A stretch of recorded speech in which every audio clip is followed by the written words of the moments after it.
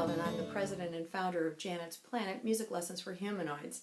And today's lesson is all about how to hold the guitar for somebody who's never played before. Now, the thing about holding a guitar is it's not something that you would just know, you pop out of the womb, you just know how to do it because you have some sort of special talent. It's just really nice to have somebody show you or explain it to you. So let me give you a chance to learn.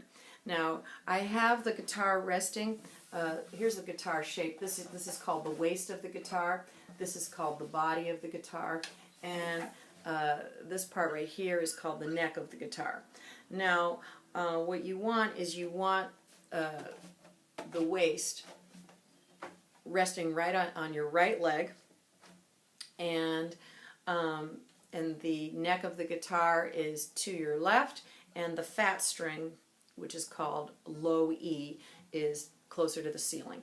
Now, you're going to keep your thumb in the back, and your fingers, you want your wrist slightly bent, like so that your fingers can be curved when they hit the strings. Because what you want is your fingers, the tip of your finger, hitting the neck like so. All right, you want a bit of an arch there. Now, it's really common when people are first playing to bring their palm up like this, and then suddenly you don't have as much access to your fingers. So you really want your thumb is like an anchor leaning against the back of the guitar, the back of the neck, and your fingers around like this, so that when you start forming chords. Now watch I'm just going to make some open chord shapes, and I'm going to name the chord as I play them, and watch what happens to my wrist. Notice that my elbow is just slightly away from my body. It's not in like this, it's not way out here like this, it's just hanging down like so. All right, so C, this is G, D, F, E, A minor, E minor. All right, and let's do a B. Here's a B. All right. Now, those are just some basic open chord shapes. But just the main point being that for the most part I'm keeping my wrist down, but my thumb is always on the back. So sometimes also with early playing, people will put their thumb to the side behind the neck, and you want your thumb pretty much straight up. Now, it's going to be closer to the top of the neck.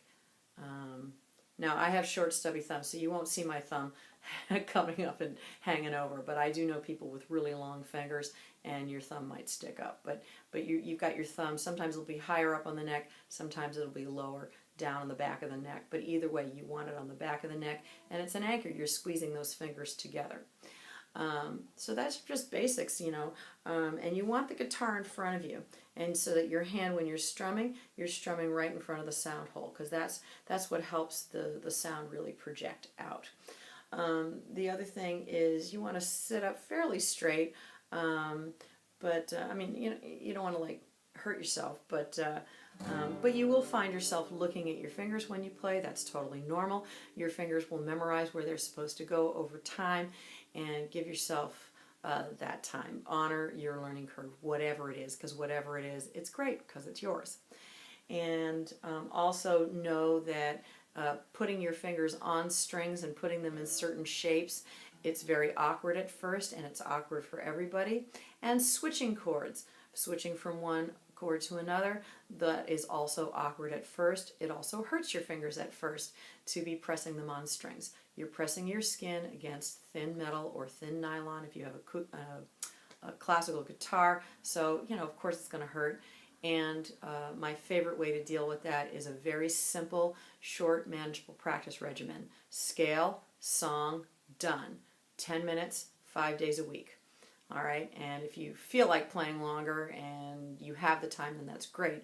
But please remember, when it comes to practicing, it's never a moral issue. You're not a better person if you play longer, and you're not a worse person if you play less. So keep it manageable for yourself, and that'll really get you to enjoying the guitar as soon as possible. All right, I hope you're ready to get started with playing the guitar, and good luck.